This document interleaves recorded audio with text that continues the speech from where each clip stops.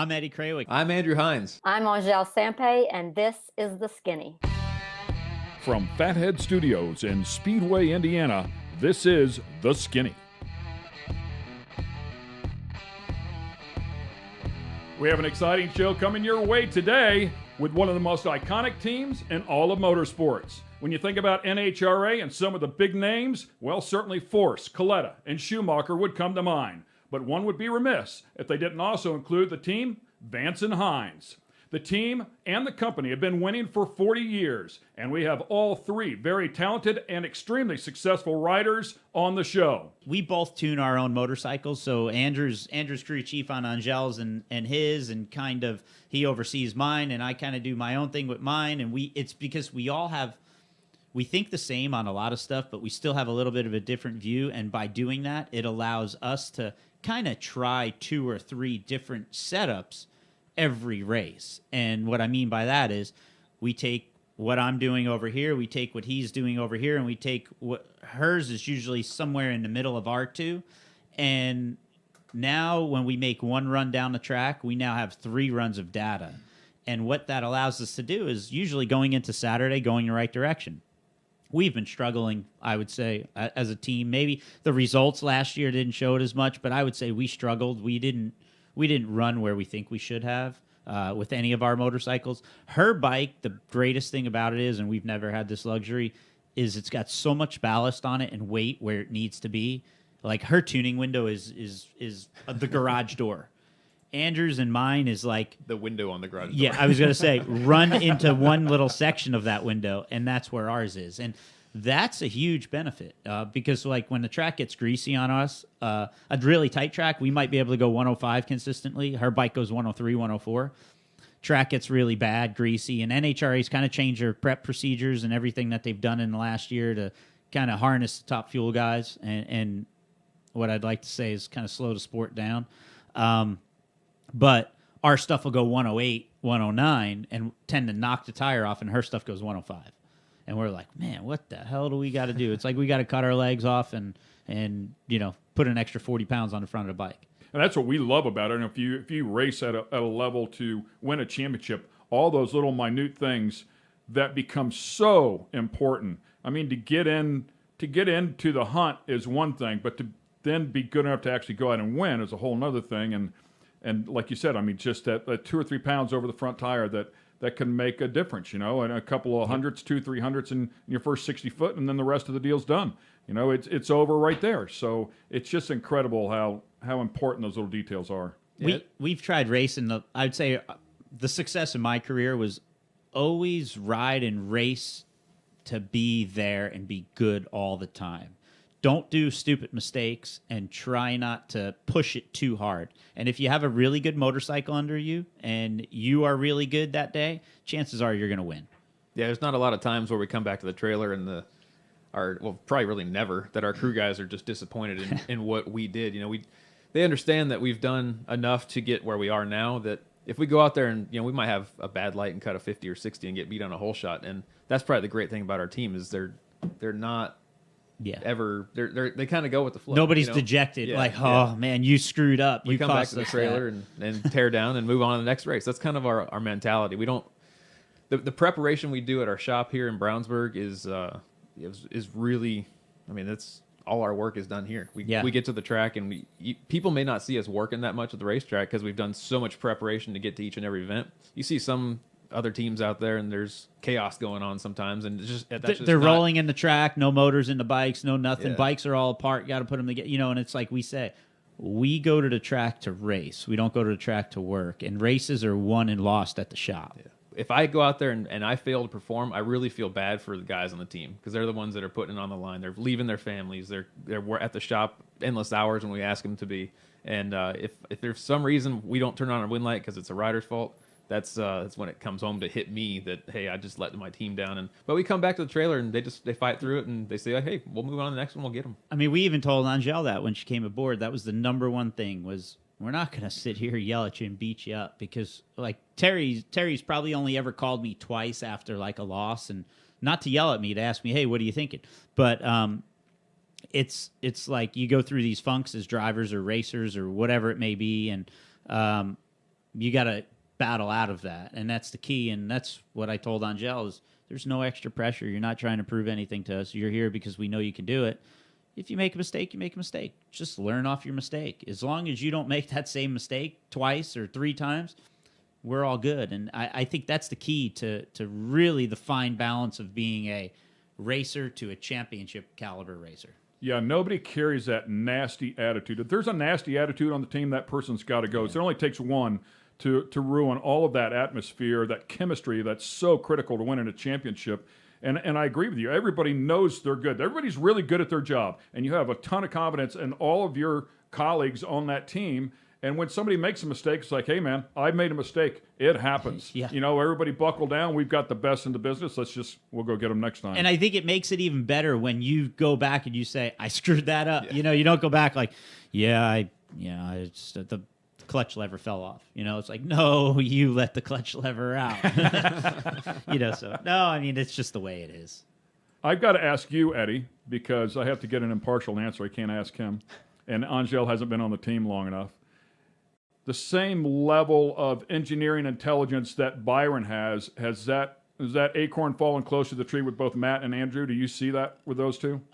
It's kind of the same thing right now because Andrew for sure thinks about the technical side of it. I think, Matt does it the old school way where, you're just kind of the trial and error where you're thinking and you're doing stuff.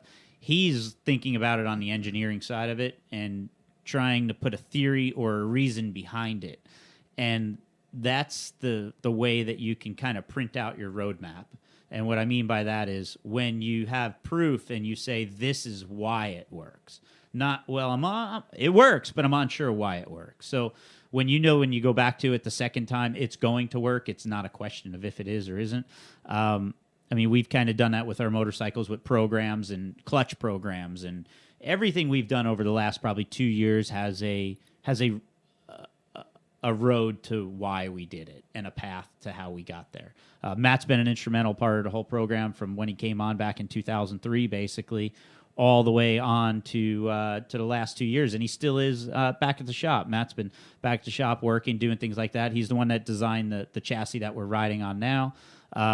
We've kind of went to the next evolution with Angelle's because being that her bike is a little bit heavier than ours, it needs different tubes in certain places or thicker stuff because you're hanging so much weight. I mean, there was a couple races last year. We broke frame rails on her bike. We didn't even know it till, we didn't like telling her, because she was like, oh my God, these guys are going to touch my motorcycle. And you go walking in the shop and the thing's all apart. And she's like, guys, we got to go racing tomorrow. And it's like, oh, we're only 45 minutes from having it together, and it's like, there's no way. But, it's about making sure, I think, first and foremost, everybody that gets on that motorcycle is comfortable. But to answer your question in the short one, I think it takes the engineering side of it nowadays because what you're racing against is, in all of racing, is brain trusts in each camp. And you have to match that brain trust. So, Andrew, do you build stuff on the computer? Do you run simulations versus, say, like you said, Matt, old school? Like, I know if we do this, it should work. We'll try this. But you're running simulations? Right, yeah. We have CFD and FEA analysis on our SolidWorks stations. And, the whole chassis is designed in CAD. It's designed to be stiff in certain areas and flexible than others. All the bodywork and all the airbox pieces and all that was designed in CAD, cut in our shop at Vance and Hines for the carbon molds and things. And it's just kind of, it's one of those things you can't turn it off. You go home at night and I close my eyes and think about family, but what my eyes are seeing is what's on the computer for the next day. So it's an unfortunate thing, but it's part of the Well, it's not a job for you. It's your life. Right. You live and breathe it. Whole different thing. I'd like to add a little bit, if you don't mind. Absolutely. Jump in there. Yeah, I can't bring back the feedback to the trailer like Andrew and Eddie do with the motorcycle. Like he said, there's a lot of rider input and you have to know whether to believe the motorcycle data or the rider.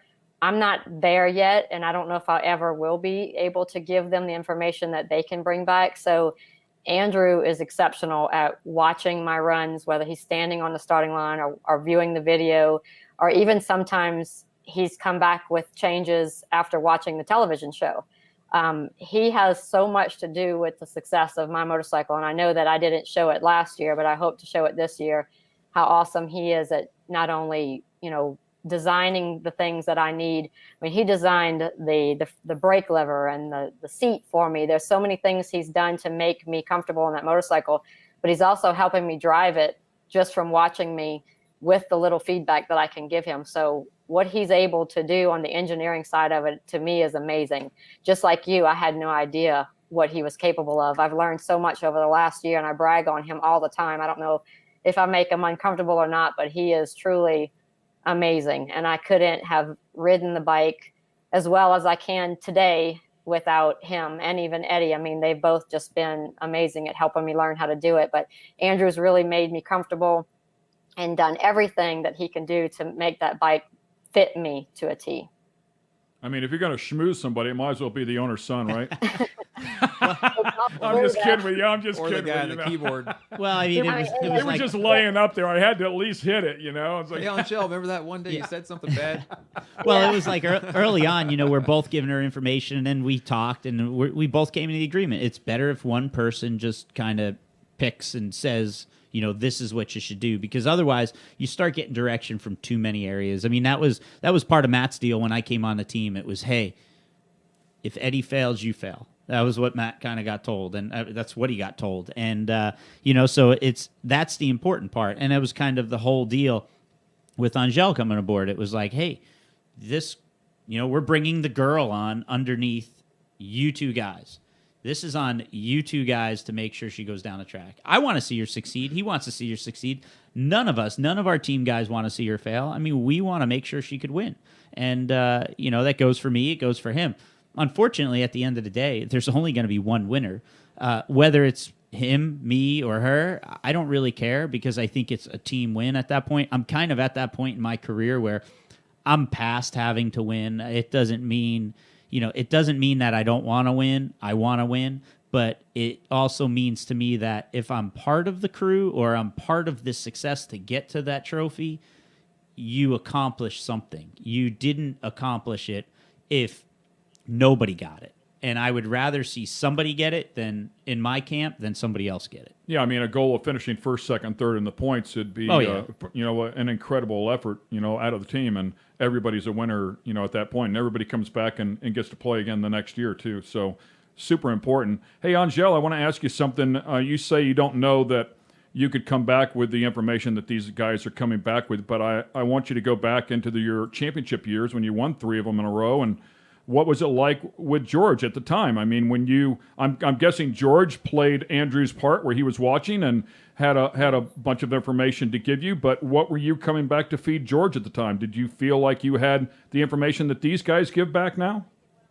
Yeah, I think so back then, because I was so used to the Suzuki. I knew every single thing it was supposed to feel like. If something changed, I knew it changed. And there's still a bit of information overload on the Harley Davidson that I'm just not where they are yet. I'm consciously working on so many things where they can do so many things subconsciously that I can't do. It's just a lot of information to take in. I'm getting better at it. I know if it lays off at the top of a gear a little bit more than I used to, but not like them. I mean, they can come back and they can tell you from the bottom of the gear to the top of the gear if any little bitty thing went wrong.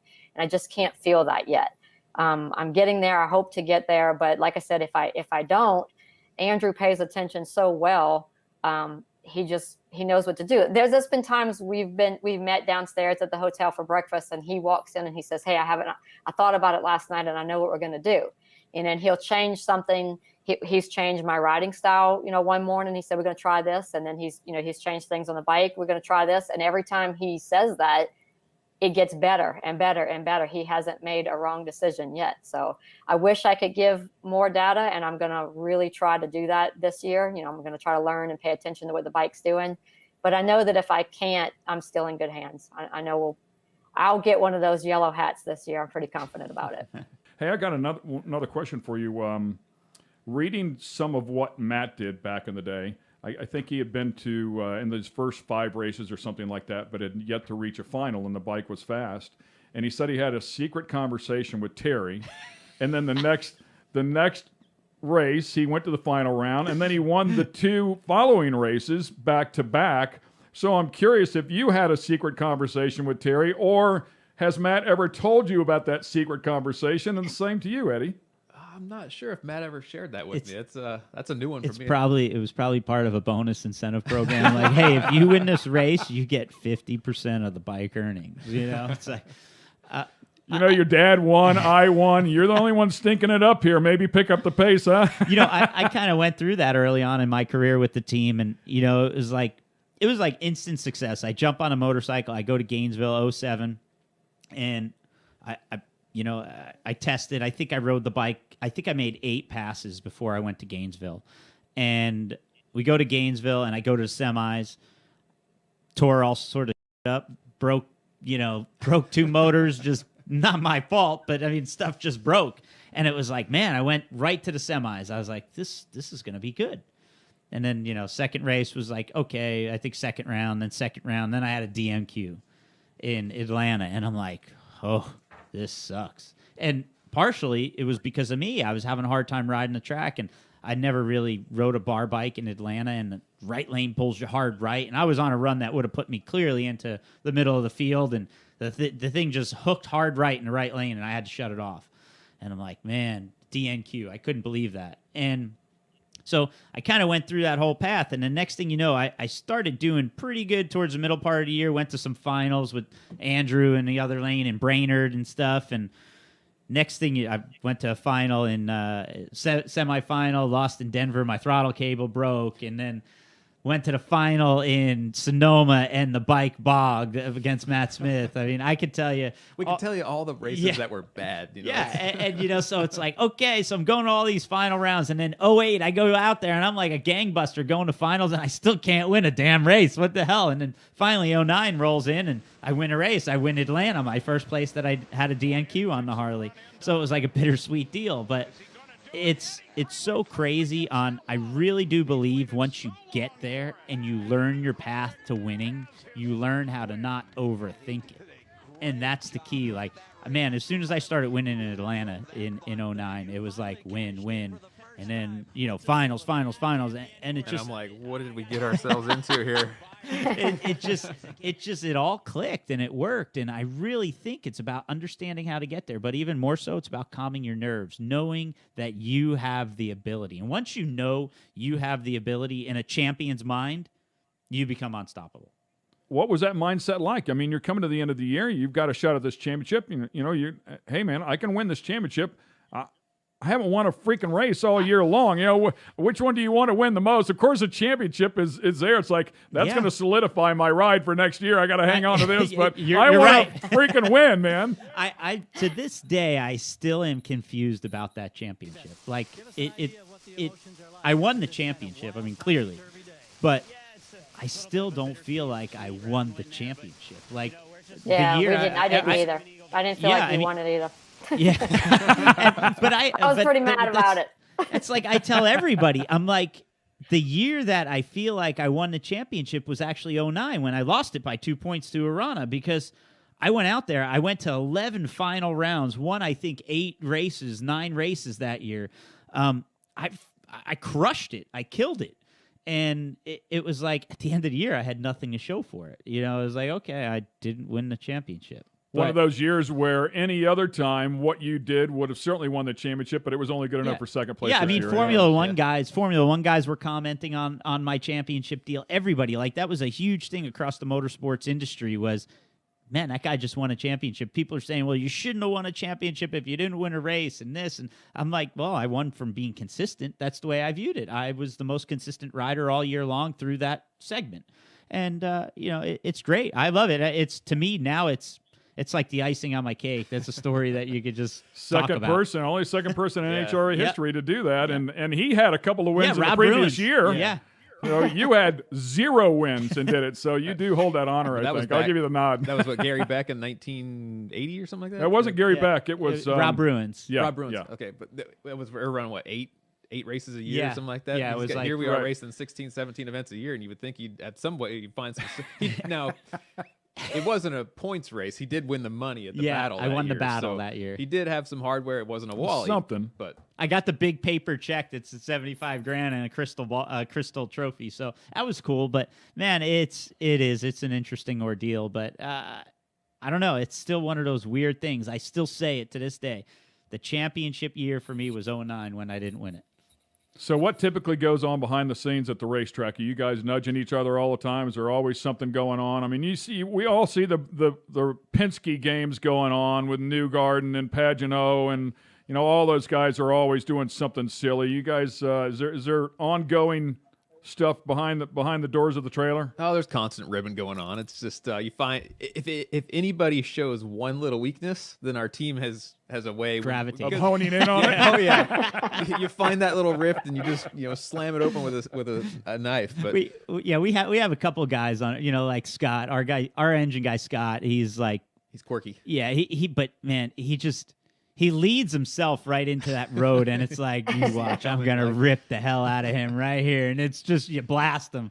And it makes it fun. I mean, those guys, well, I was going to say, I kind of got the nickname Haskell, Eddie Haskell. That's because it's just the way it fell, and that's what our truck driver Ray calls us. Ray works on my bike. Mike Mullaney is on Andrew's bike. And then my brother, actually, we brought aboard last year, works on Angelle's bike. So we have an interesting dynamic. Everybody works along. I think Angelle could probably give you the most insight on that because she was the one that would always be in the trailers outside of ours.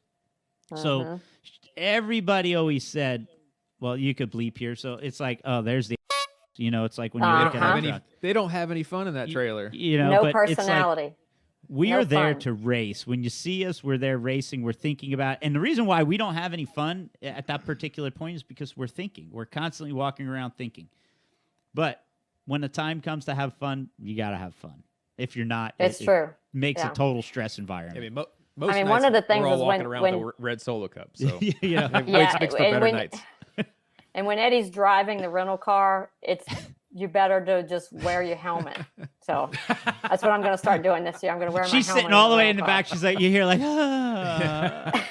She started bringing motion sickness pills with her to the races. She's sitting in the back of the minivan. I know how Eddie drives from. I've watched him at bottom of the barrel a couple nights. All the bottom of the barrel drag races. I've told Andrew about that on Memorial Day Jimmy Monday. The Shoe. Yep, with Harrington, and I mean we'd all heck, I've raced I was going 1080s in my cousin Chevelle at the time against Harrington with 9 people on the golf cart going like 1330. To like the 60 foot 1330. But he was running out. I think he dialed in like 31 seconds, and I dialed 1080. And it was the weirdest thing coming up on a golf cart going like 30 miles an hour, and I'm going a $110. It was pretty cool. But so Angelle, talk to me about that situation where your husband had left and there was a motorcycle sitting there, and he said, hey man, ride that thing a little bit and make sure the cobwebs don't grow on it. God, you know them stories way back, don't you? Those are days I try to forget about. But yeah, that was true. I was married to a guy named Kevin. He went off to the Gulf War, and he had a motorcycle that he didn't want to go bad sitting there. And so he didn't mean for me to take it to the racetrack and drag race it, though. He just meant like take it around the block every once in a while. And when he came home, it was stripped. I mean, stripped to the bone. We had taken the headlight, the blinkers, cut the seat, did everything we could do to it, put wheelie bars on it. I think I had an air shifter. I can't remember. But I was drag racing it. It was not going to be on the street ever again. So he wasn't too happy at first, but went to the track with me and fell in love with the sport himself, and we started together. So that's where my career began. So thanks to that motorcycle that he left behind, or I probably wouldn't be here today. Yeah, I read that story, and I'm like, that's pretty cool. A guy comes back, and she did what I asked her to do, I guess. I didn't know she was going to. I didn't know you had stripped it and cut the seat and all that stuff as well. Yeah. I thought you just put a slick and wheelie bars on it. No more good to the street after that. But I got off of that bike. I ended up buying a friend's motorcycle. It was a Super Comp, Suzuki Super Comp bike. Did that for a little while, and then found out about Frank Hawley's drag racing school and wanted to go there. Had never been on a big tire bike. That was my biggest fear, but that was completely eliminated after the first burnout.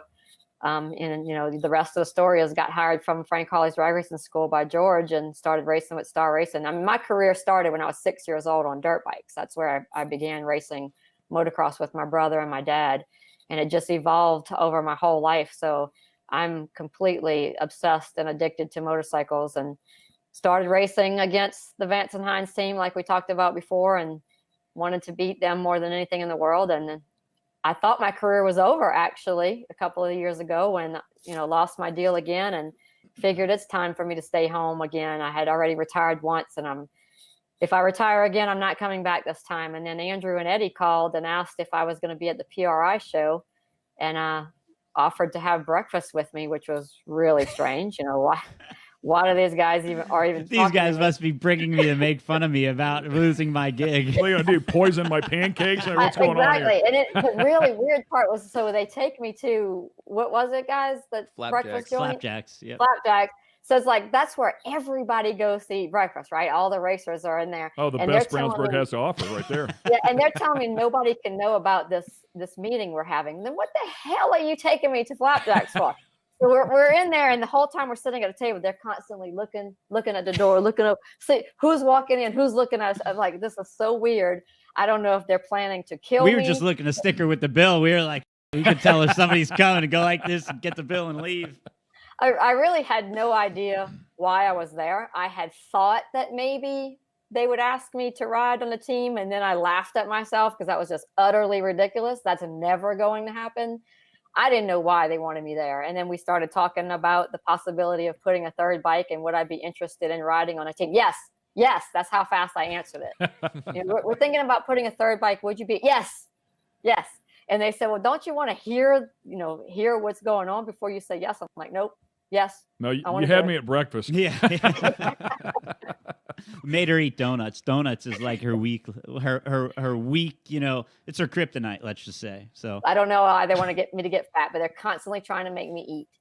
And even Andrew, I have so much respect for Andrew. I'll say to tell you how awesome he is. He had a New Year's resolution that he was going to not have any sauces for the whole year so he could lose a little weight, right? So we get to the very first dinner this year in Orlando, and he orders some sauce dip or something. And I was like, wait a minute. I thought you said no sauces. This was in March, right? 3 months into the New Year's resolution, he goes, oh, that didn't last the first week.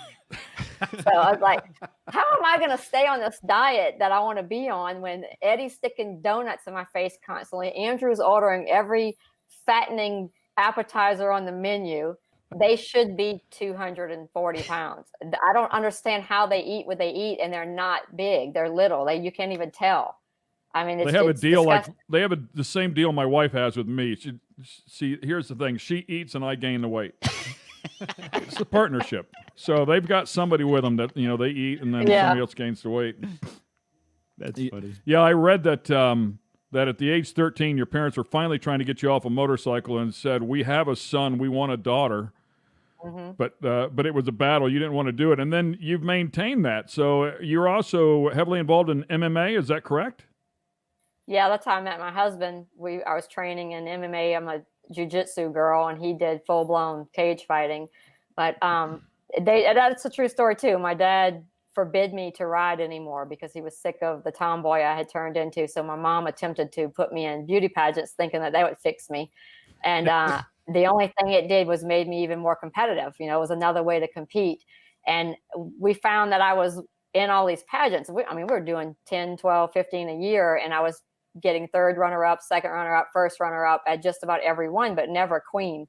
And so my mom decided she was going to go in and ask the judges, what could we do to get her over the hill to where she would, get that title? And they told her that one thing we could work on is to get me to talk about something other than motorcycles. Because in my interview, every question they'd ask, I'd somehow lead into talking about motorcycles. But it's just something that I've held true to my whole life. I can hear a motorcycle coming from 5 miles away and nobody else hears it. And then, 5 minutes later, they're like, oh, there it is. I love it. But yeah, I did the pageant thing. We did everything to try to keep me off the bikes, but it never worked. And now my mom and dad are my biggest fans. They fought me for the longest time, but they're the most proud of me now. I can hear it now. Let's make the world a better place, and everybody should ride motorcycles. So thanks to all three of you. Best of luck. Hopefully we get through this quarantine deal that we're all battling, and we can get back to racing. I know the fans want it. We want it. I'm not sure what this schedule is going to look like, but we'll battle through 2020 here and hopefully put it behind us and move on to 2021. But best of luck going forward. Absolutely a pleasure to have people of your status in here, and and see who you are. Just good, hard-working people, that love to race, and I think that's what's great about this racing industry. So thanks a lot. We really appreciate it. Absolutely. Thanks for having us. Yeah, thanks It for was having us. fun. Thank you. That's it. We'll wrap it up. Another show here. Now you know the skinny behind Vance and Hines. Thanks for watching this episode of The Skinny. Be sure to check out all the latest sun and optical eyewear at fatheads.com. Special thanks to our sponsorship partners at Elliott's Custom Trailers and Carts.